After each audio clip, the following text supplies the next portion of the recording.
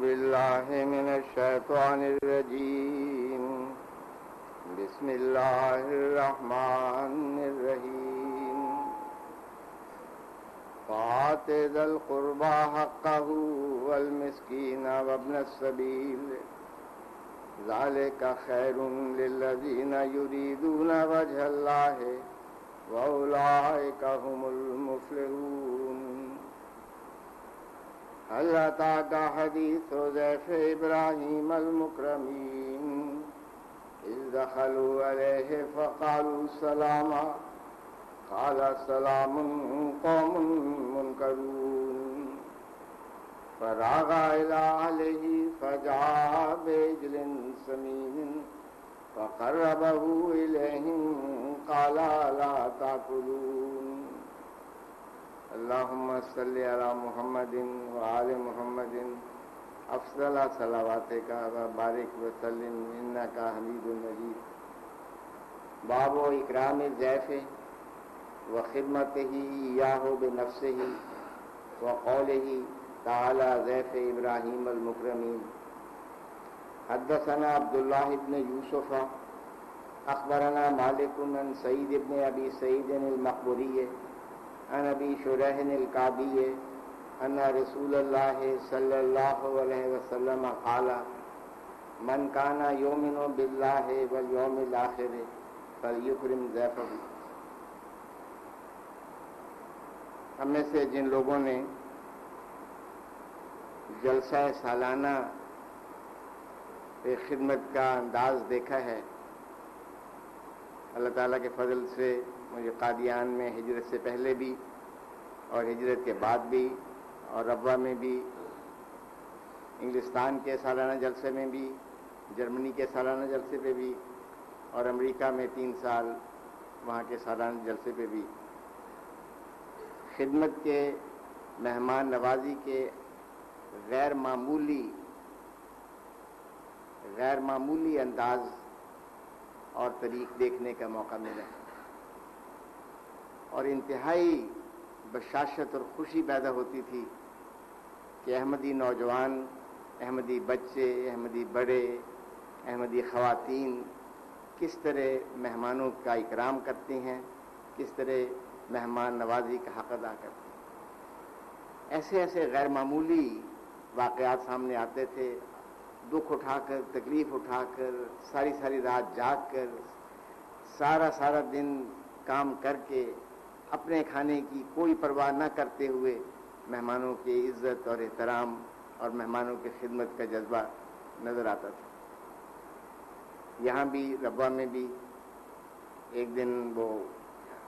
ہماری ڈیوٹی تھی، یہاں جو بیرون ممالک سے مہمان آتے ہیں ان کی، وہ بڑی حیرت کا اظہار کر رہے تھے ہمارے نوجوانوں کو دیکھ کر، اور خوشی کا بھی اظہار کرتے تھے، حیرت کا بھی اظہار کرتے تھے اور ہمدردی کا اظہار بھی کرتے تھے. میں نے کہا بردر تھے امیر جماعت امریکہ کے فوت ہو گئے ہیں بردر مظفر، میں نے کہا یہاں آپ کیا ہمیں ہمدردی کرتے ہیں ہم سے،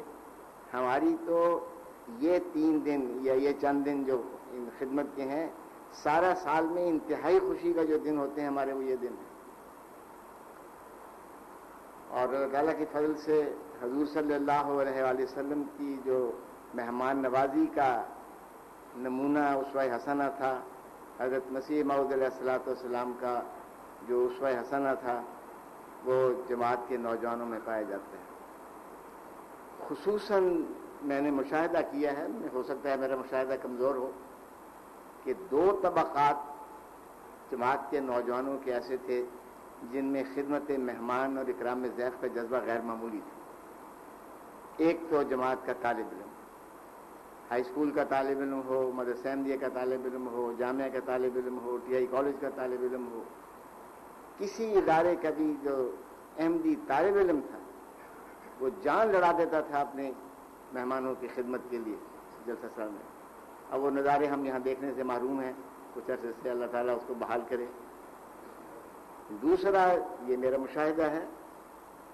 ہو سکتا ہے کسی کا مشاہدہ مختلف ہو، کہ حضرت مسیح موعود علیہ الصلوۃ والسلام کے خاندان کے نوجوانوں میں جن کا ظاہری تعلق حضور سے ہے، غیر معمولی طور پر خدمت مہمان، اکرام مہمان کا جذبہ پایا جاتا ہے۔ میں نے خود دیکھا ہے ان نوجوانوں کو تنوروں پر کھڑے ہیں، ساری ساری رات، سارا دن مہمانوں کی خدمت کر رہے ہیں۔ تو ان دو طبقات میں، اور بھی میں یہ نہیں کہتا، دفاتر میں بھی جو کام کرنے والے ہیں ان میں سے بھی بڑی نمایاں مثالیں موجود ہیں، لیکن ان دو طبقات میں یعنی احمدی طالب علم میں اور حضرت مسیح موعود علیہ السلام سے ظاہری تعلق رکھنے والوں میں غیر معمولی طور پر خدمت مہمان کا جذبہ پایا جاتا ہے۔ حضور صلی اللہ علیہ وآلہ وسلم کی جو حدیث میں نے پڑھی ہے، اس میں تو اکرام ضیف کو ایمان کا لازمی حصہ قرار دے دیا گیا، اس کے ساتھ باندھ دیا گیا۔ سعید بن مقبوری کہتے ہیں کہ میں نے شریح کالکابی سے سنا کہ رسول اللہ صلی اللہ علیہ وسلم نے فرمایا، من کانا یؤمن باللہ والیوم الآخر فلیکرم ضیفہ، کہ جو شخص خدا پر اور خدا کے رسول پر ایمان رکھتا ہے، اس کا فرض ہے کہ وہ اپنے مہمان کی مہمان نوازی کرے، اس کی عزت کرے اور احترام کرے۔ تو مہمان نوازی کا جذبہ حضور صلی اللہ علیہ وآلہ وسلم کی حدیث کے مطابق وابستہ کر دیا گیا ہے ایمان کے ساتھ۔ گویا اگر مہمان کی خدمت کا جذبہ نہیں ہے یا اس میں کوئی کمزوری ہے تو ایمان کی کمزوری پر دلالت کرتا ہے۔ حضرت صلی اللہ علیہ وسلم کے اور آپ کے صحابہ کے تو ایسے عجیب نمونے ہیں۔ ایک مشہور واقعہ ہے، حضرت مسیح موعود علیہ الصلوۃ والسلام نے بھی اس کا ذکر کیا ہے کہ ایک غیر مسلم آدمی حضور کا مہمان آیا، اس کو ٹھہرایا، حضور نے خدمت کی، کھانا وانا خوب اچھی طرح کھلایا۔ یہودی تھا یا عیسائی تھا، یہ کچھ اشتباہ ہوتا ہے، لیکن بہرحال تھا غیر مسلم۔ وہ بیچارے نے رات کو ماندہ کھانا وانا خوب کھایا، اور بیچارے سے وہ جس بستر حضور نے جو اس کو بستر دیا تھا، اسی پر اس کی قضاء حاجت ہو گئی رات کو سوتے۔ اب حادثہ ہو گیا، وہ بیچارہ اتنا شرمندہ ہوا کہ وہ صبح منہ اندھیرے چلا گیا، وہاں سے چپ کر کے نکل گیا۔ حضور نے جا کر دیکھا تو بستر گندا ہے، قضاء حاجت اس نے کی ہے۔ تو بجائے اس کے کہ کوئی ملال پیدا ہو، کوئی ناراضگی پیدا ہو، حضور نے بہت ہی افسوس کا اظہار کیا، وہ ہمارے مہمان کو یہ تکلیف ہوئی، رات کو وہ جا نہیں سکا باہر، اور خود حضور نے وہ بستر اٹھایا اور دھونا شروع کر دیا۔ اب سوچئے ذرا، تصور کریں، گھر والے، احباب، صحابہ اصرار کر رہے ہیں حضور ہم دھوتے ہیں، نہیں میرا مہمان تھا، میں دھوں گا۔ اتنے میں ایک عجیب واقعہ ہوا، وہ جو غیر مسلم مہمان تھا، اس کی کوئی صلیب یا اس کا کوئی جو مذہبی کوئی علامت تھی سونے کی بنی ہوئی بڑی قیمتی قسم کی، وہ وہاں رہ گئی، بھول گیا جلدی میں جاتے ہوئے۔ اب اس کو رستے میں جا کر خیال آیا کہ وہ میری صلیب تو وہاں رہ گئی ہے، اب یہ اس کے لیے بڑا ایک امتحان تھا، چنانچہ وہ واپس آ گیا۔ واپس آیا اپنی وہ صلیب لینے کے لیے، دیکھا کہ حضور اس کا وہ قضاء حاجت کی ہوئی بستر اپنے ہاتھ سے دھو رہے ہیں۔ جو کیفیت اس کی ہوئی ہے، اس کا نتیجہ تو لازماً وہی نکلنا تھا جو نکلا کہ اس نے فوراً بیعت کر لی۔ حضور کے صحابہ کا واقعہ ہمارے خلفاء بہت لطف کے ساتھ سنایا کرتے ہیں کہ وہ حضور کا ایک مہمان آئے، بہت سے مہمان تھے، حضور نے فرمایا یہ میرے مہمان ہیں، کون ان کو لے جاتا ہے؟ ایک انصاری صحابی ان کو لے گئے، گھر پہنچے، کہا حضور کا مہمان ہے، اس کو کھانا کھلاؤ۔ بیوی نے کہا کھانا تو صرف بچوں کے لیے ہے، میرے تمہارے لیے بھی کھانا آج نہیں ہے۔ ان کا اچھا تو یوں کرو کہ بچوں کو تو بہلا کے سلا دو، اور ہم جب کھانا کھانے لگیں گے، اب کھانا تو ایک آدمی کا ہے، ہم اور پردے کا اس وقت حکم نہیں ہوا تھا، ہم جب کھانا کھانے لگیں گے تو یوں کرنا کہ اس بہانے سے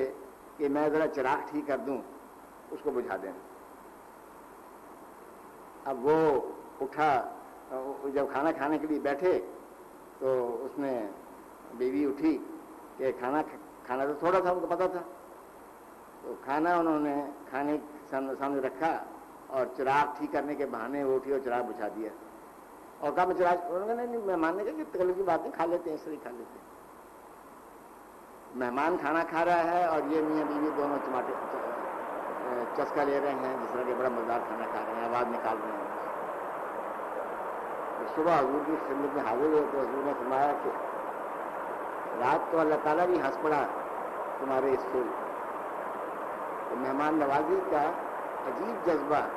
حضور صلی اللہ علیہ وسلم کے صحابہ میں تھا، اور وہی ہماری جماعت میں اللہ تعالیٰ کے فضل سے آیا۔ اور ایک مسیح موعود علیہ السلام نے اس سنت کا احیاء کیا، اور حضرت عرفانی صاحب نے، حضرت مفتی صاحب نے، حضرت مولوی عبد الکریم صاحب نے بہت لطیف انداز میں ان واقعات کو بیان کیا ہے، حضور کی ضیافت کے جو پڑھنے والے ہیں۔ حضور فرماتے ہیں، ایک دفعہ حضور نے فرمایا، ملفوظات میں لکھا ہے، لنگر خانہ کے محترم کو تاکید کر دی جائے کہ وہ ہر ایک شخص کی احتیاج کو مد نظر رکھے، مگر چونکہ وہ اکیلا آدمی ہے اور کام کی کثرت ہے،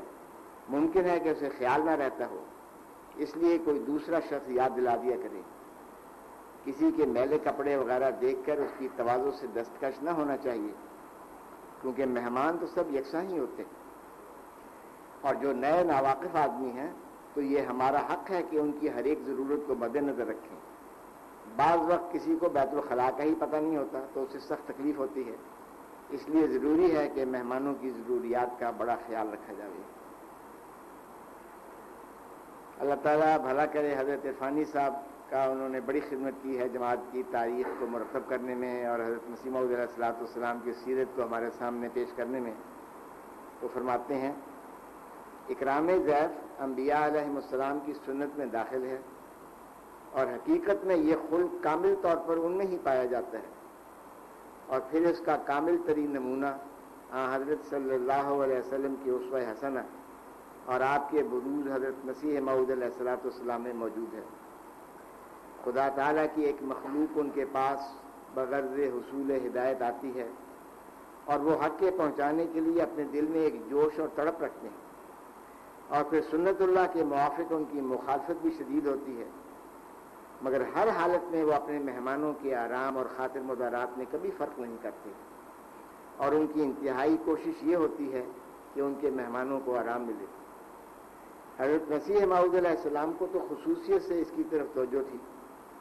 اور اس کی وجہ یہ ہے کہ اللہ تعالیٰ نے قبل از وقت آپ کو وحی الہی کے ذریعے ایک آنے والے مخلوق کی خبر دی تھی،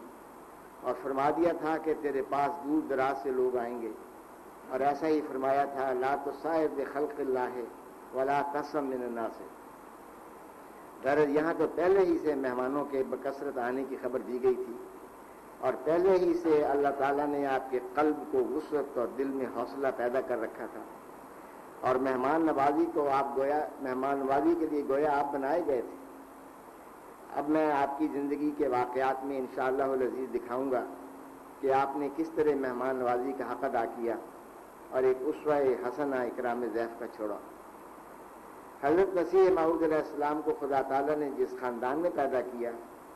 وہ اپنی عزت اور وقار کے لحاظ سے ہی ممتاز نہ تھا، بلکہ اپنی مہمان نوازی اور جود و سخا کے لیے بھی مشارع تھا۔ اس خاندان کا دسترخوان ہمیشہ وسیع تھا۔ جس عظیم الشان خاتون کو حضرت مرزا غلام احمد علیہ السلام جیسا بیٹا جننے کا فخر حاصل ہے، وہ خاص طور پر مہمان نوازی کے لیے مشہور تھیں۔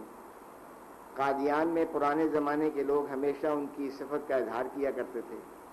اور میں نے بلا واسطہ ان سے سنا جنہوں نے اس زمانہ ہی کو نہیں بلکہ اس معاہدے سے حصہ لیا۔ چنانچہ میں نے حیات احمد جلد اول کے صفحہ 74-75 پر حضرت مائی چراغ بی بی صاحبہ مرحومہ کا ذکر کر چکا ہوں، اور ان کی اس اخلاقی خوبی کا اظہار ان الفاظ میں کیا ہے، مہمان نوازی کے لیے ان کے دل میں نہایت جوش اور سینے میں وسعت تھی۔ وہ لوگ جنہوں نے ان کی فیاضیاں اور مہمان نوازیاں دیکھی ہیں، ان میں سے بعض اس وقت زندہ ہیں۔ وہ بیان کرتے ہیں کہ انہیں اگر باہر سے اطلاع ملتی کہ 4 آدمیوں کے لیے کھانا مطلوب ہے تو اندر سے جب کھانا جاتا تو وہ 8 آدمیوں کے سے زائد کے لیے بھیجا جاتا تھا، اور مہمانوں کے آنے سے انہیں بہت خوشی ہوتی۔ گویا حضرت مسیح موعود علیہ السلام نے شیر مادر کے ساتھ مہمان نوازی کو پیا تھا۔ جب سے آپ نے آنکھ کھولی اس خوبی کو سیکھا، اور پھر جب خدا تعالیٰ نے اپنے ہاتھ سے آپ کو مسح کیا اور معطر فرمایا تو حالت ہی بدل گئی، اور وہ قوتیں جو آپ میں بطور بیج کے تھیں